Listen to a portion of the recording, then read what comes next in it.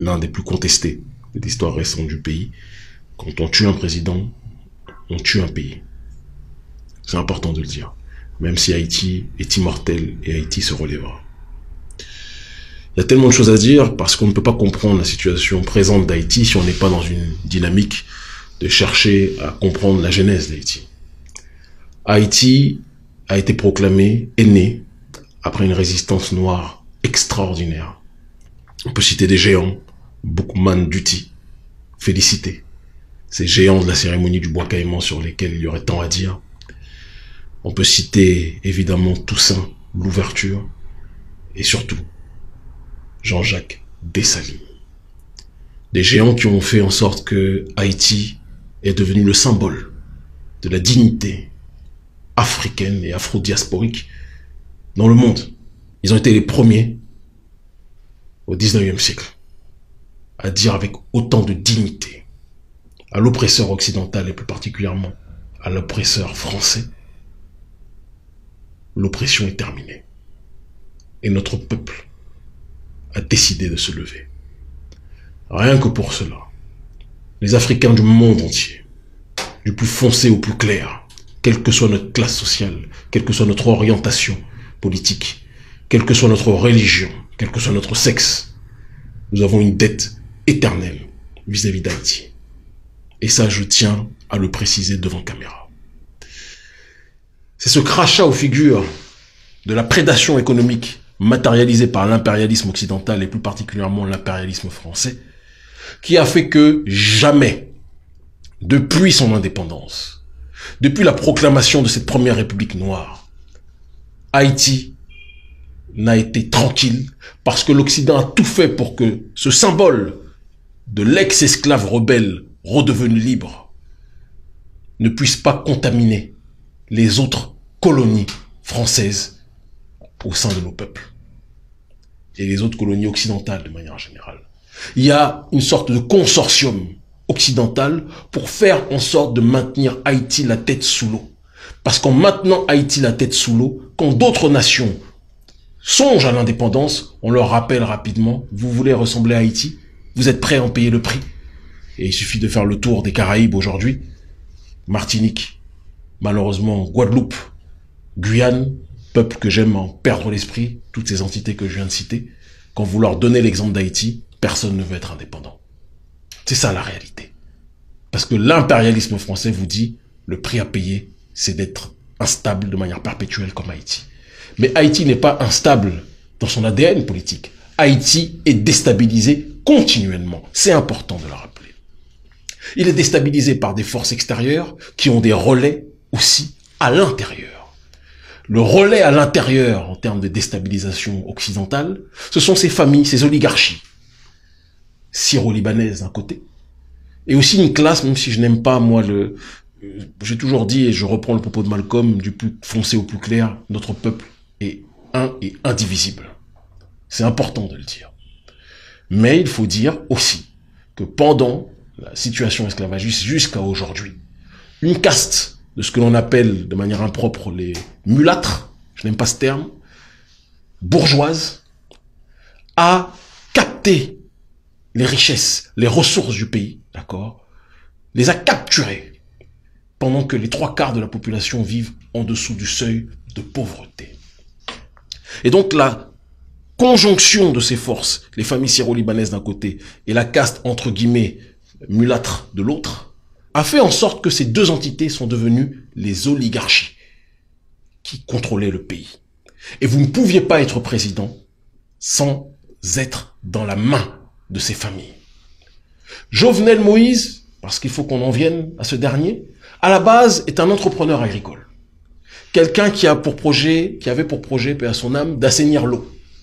Quelqu'un qui avait pour projet de travailler la terre et de faire en sorte que cette terre, dans un pays pauvre, ou du moins appauvri comme Haïti, puisse nourrir toute la population. Parce qu'il ne faut pas qu'on se trompe. Si le maître esclavagiste a pris cette terre, a tué les populations autochtones, a déporté notre peuple pour l'emmener là-bas, c'est parce que ces terres étaient porteuses de ressources. Il faut qu'on arrête de nous faire croire que Haïti n'a rien, ceci. Ça, ce sont des inepties. C'est faux.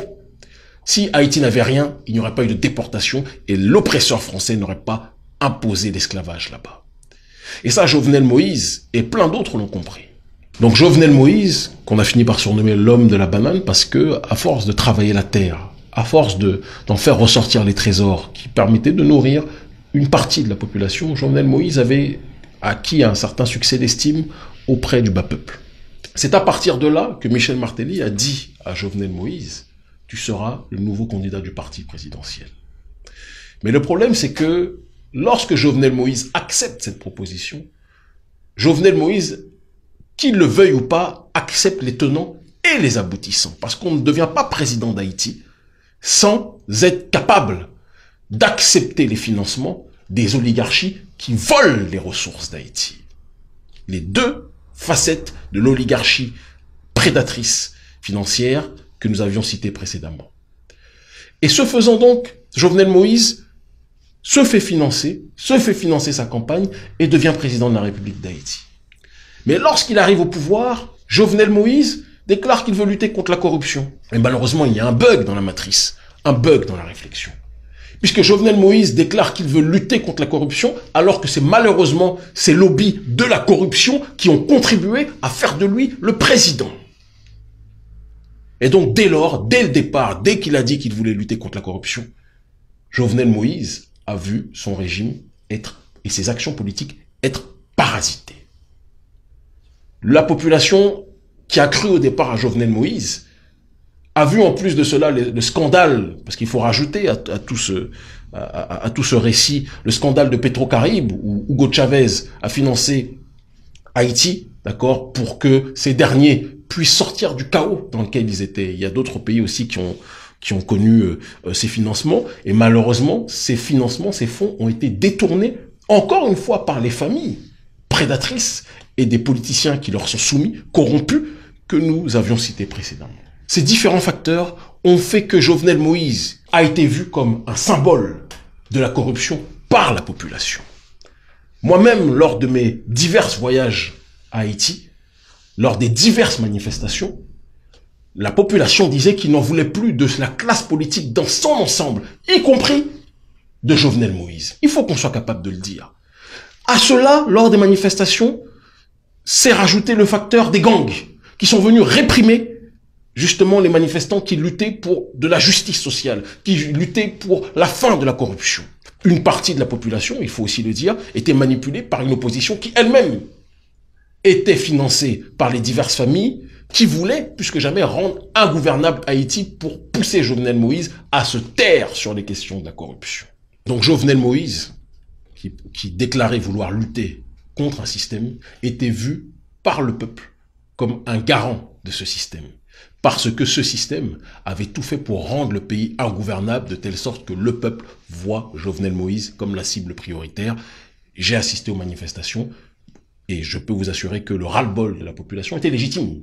Quand ils finissent par crever de faim, ils voient leur pays déstabilisé de A à Z, ils ne vont pas vous dire oui, un tel dit qu'il veut, mais non, ils vont tirer sur tout le monde.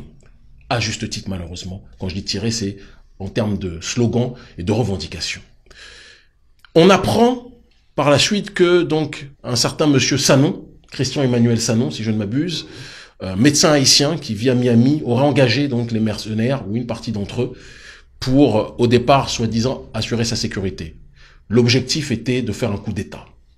Ils disent que le but était simplement de l'arrêter, monsieur Jovenel Moïse, mais j'ai envie de vous dire que si vous vouliez arrêter quelqu'un, quand la personne n'a pas d'armes, vu le nombre qu'ils étaient, ils auraient très bien pu l'arrêter et essayer de faire le coup d'État. Non, ils l'ont exécuté, je pense qu'ils essaient d'atténuer leur peine. Mais le vrai problème, ce n'est pas de savoir si Sanon est coupable ou pas, il l'est de toute évidence, sinon il n'aurait pas été livré. Mais le plus important est de savoir quelles sont les ramifications entre Sanon et les oligarchies que nous avions citées auparavant, des oligarchies prédatrices à Haïti, qui volent, qui spolient les ressources de ce pays qu'on présente comme le pays le plus pauvre, alors que c'est en réalité un pays appauvri. Et donc, le vrai fond du problème sera que la population soit dans cette démarche de se tourner contre la véritable plaie de ce pays, les véritables relais de l'impérialisme, que sont ces familles, ces oligarchies qui sucent le sang de ce pays. Donc le péché de Jovenel a été d'avoir refusé le ralliement. le péché qui lui a coûté la vie finalement. Moi, je suis, ma chère Maoulé, dans une démarche de refuser, dès lors qu'il y a la mort, de sanctifier quelqu'un. Parce que je pense que c'est aussi trop facile. Je pense que politiquement, Jovenel Moïse avait fini par devenir inopérant dans sa capacité à changer le système.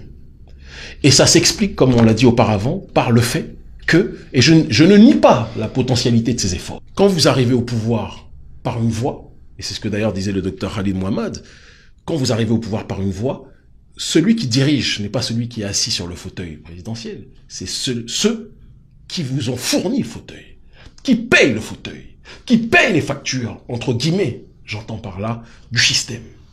Et ces forces-là n'acceptent pas que quand on vous mette à la tête de l'État, vous vous retourniez contre elles. C'est une mafia. On vous parle des gangs, on parle de ce pays comme une gangocratie. Le peuple a fini par penser, moi c'est ce que tous les Haïtiens que je rencontrais sur place me disaient, le peuple a fini par penser que Jovenel Moïse était le chef de la gangocratie. Mais Jovenel Moïse disait lui-même qu'il luttait contre la gangocratie. Alors qui dit vrai? Eh bien ce sont ceux qui voulaient parasiter son